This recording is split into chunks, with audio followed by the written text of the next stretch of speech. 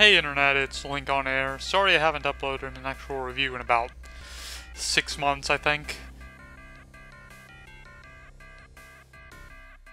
Yeah, sorry about that. I've had my next full review ready since September, but because the music for both the intro animation and the background audio hasn't been completed yet, I feel it's unfit for upload. Basically, Devin, aka the Musical Monocle, has been dogpiled under university work, band practice, and fraternity stuff. So he's been lacking the time to work on the channel as consistently as he was during the first half of last year. And admittedly, I've been at a bit of a loss as to what to do with the channel without him, so I've come up with a solution. I really wish I'd come up with it sooner. Mini reviews, which will probably be about the same length as the other reviews, but they won't have Devin in them, basically. It's possible that they may receive an update with Devin in them at a later date, but as of this moment, I only plan on having Devin working on the bigger reviews, or what I consider the bigger reviews. With this new format, I should be able to focus on more recent games, hopefully, and I hope you all enjoy it. That being said, let's start this review.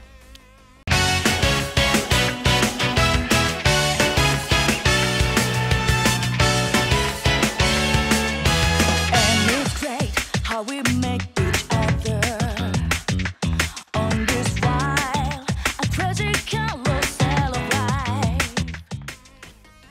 So today, as you can no doubt tell by the title, I will be reviewing Persona Q, Shadows of the Labyrinth for 3DS. This game can basically be summed up as fanfiction the video game, for fans of later Persona games, i.e. Personas 3 and 4. And like fanfiction, it adds nothing to the overarching plot of the main Persona games, as it both writes itself out of existence and has been declared non-canon by Atlus themselves. The plot itself carries about as much weight as your average story arc in Persona 4, with about 4 times the padding. Without spoiling, it follows either the protagonist of Persona 3 or 4 and their respective team members as they get trapped in a world resembling Yasogami High, the school from Persona 4. Where they encounter 2 students named Zen and Rei who have lost their memories, and they must explore 4 labyrinths scattered throughout the school on the off chance they figure something out about who these 2 are. Unfortunately, the overarching plot is largely ignored for most of the game, and doesn't really pick up until the end of the 4th labyrinth, with only minor clues as to what the hell's going on prior to that. The story, once it actually moves, is actually rather interesting. It's kind of a shame that it's non-canon, but seeing how it writes itself out of existence anyway, I guess that wouldn't change much. As lackluster as the story was overall, the game's saving grace is its character interactions, which it damn well should be, seeing how the major selling point of this game was Persona 3 and 4 characters meeting each other without beating the ever-living shit out of each other. Granted, some of those characters that are in there aren't in the arena games for various unimportant reasons, or reasons that would get me lynched by the Persona fandom for spoiling. The character interactions in this game are pretty great for the most part, but I feel like it would have been better if it had been supported by a better narrative. One of the strong points in Persona 4 was its character development, but it also had an engaging overarching plot that was looming overhead throughout, which made it immensely more compelling. Though I feel like the biggest issue with this game in terms of story and character is that you won't get much out of it unless you played either Persona 3 or 4 prior to playing this, or ideally both if you're looking to get the most out of the experience. I also wouldn't recommend playing through both stories one after the other, as they're largely identical with a few exceptions, most of which is which characters interact with whom and in what way, and there is no real payoff for playing through both stories. The gameplay of Persona Q is something like a crossover between the Etrian Odyssey series and the Persona games. I'm not overly familiar with the Etrian games myself, so I'll just take their word on that. It consists largely of exploring labyrinths, solving puzzles, and turn-based JRPG combat. Exploration of the labyrinths is done from the first-person perspective, with an emphasis on drawing your own map on the bottom screen to help you with navigation and puzzle solving, which to me was a lot of fun. I never would have thought mapping out the labyrinths would be so therapeutic. Kinda takes me back to old games like Zelda 1 or the original Metroid on NES. The puzzles are moderately challenging, and some of them require a bit of out-of-the-box thinking, such as the third Labyrinth, which is easily one of my favorites in terms of layout. The combat at first seems to be your standard JRPG affair, but I actually found it to have a lot more depth and challenge than most of the modern Persona games. You can have a party of 5 characters, and you have to factor in their positioning in 2 rows. The front row takes the brunt of the onslaught, while the back row takes less damage, but in turn inflicts less damage. If you know what you're doing, positioning should be a no-brainer.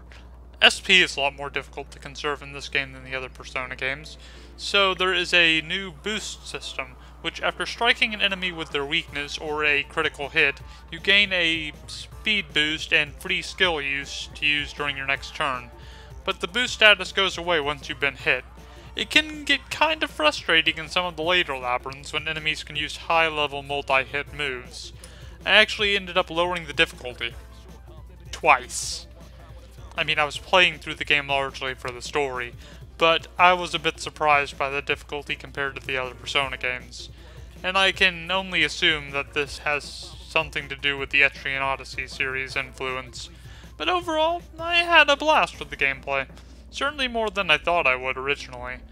Though it would be a lot better if they gave you a different labyrinth layout depending on the story. The fact that the labyrinths don't change between stories in terms of layout is just another reason to not play through it twice in a row.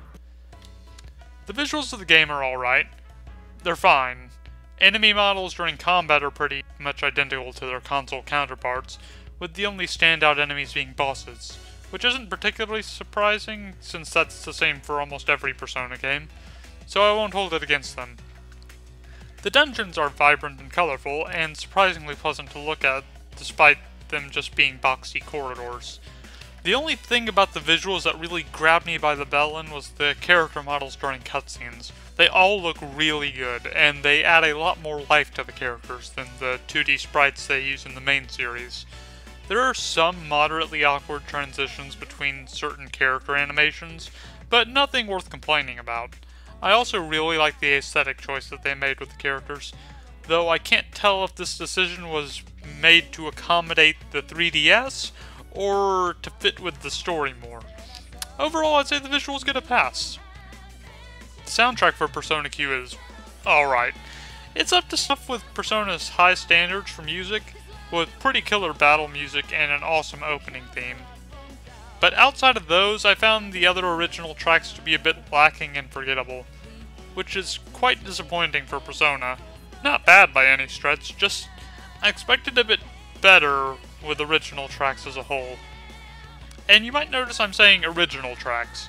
Yeah, apart from commonly used Velvet Room themes, I found that a fair bit of the soundtrack was just recycled from Personas 3 and 4, which, well, it makes sense, but I feel like that may have given the newer tracks a bit of a disservice. Though I guess I should be grateful that they used more low-key tracks to not distract too much from the newer ones. Overall, I'd give this game a tentative 7 out of 10. As great a game as it is, its biggest drawback is that it's basically a fanfic game, and those who haven't played Personas 3 and 4 will likely not get much out of it.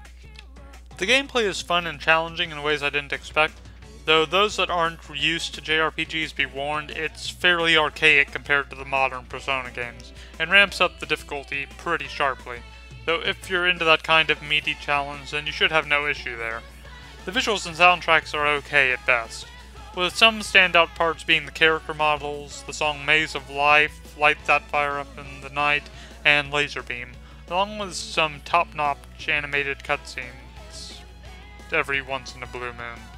So yeah, if you're even the slightest bit interested in this game and you've never played Persona before, start with Persona 4. Or 3 to a lesser extent.